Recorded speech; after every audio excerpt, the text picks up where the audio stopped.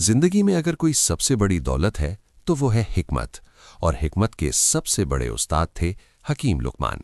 उन्होंने अपने बेटे को ऐसी नसीहतें दी जो आज भी हमारी जिंदगी बदल सकती हैं।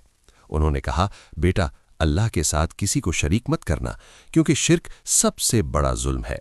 फिर फरमाया, नमाज कायम करो, अच्छाई का हुक्म दो और बुराई से रोको, और जो मुसीबत आए उस पर सब्र करो। उन्होंने ये भी कहा, लोगों से मुंह फेर कर बात मत करो और जमीन पर अकड़ कर मत चलो, क्योंकि अल्लाह तकब्बुर करने वालों को पसंद नहीं करता। और सबसे खूबसूरत बात, अपनी आवाज को नर्म रखो, क्योंकि सबसे बुरी आवाज गधे की होती है। ये छोटी छोटी बातें अगर हम अपनी जिंदगी में ले आएं तो हमारी दुनिया भी बदल सकती है और आखिरत भी। उन्होंने सिखाया कि हर हाल में अल्लाह का शुक्र करो, क्योंकि शुक्र से नेमतें बढ़ती हैं। माँ बाप की इज्जत करो। उन्होंने अपने बेटे को कहा कि वालिदैन के साथ हुस्ने सुलूक करो, चाहे वो तुम्हारी बात ना भी समझें।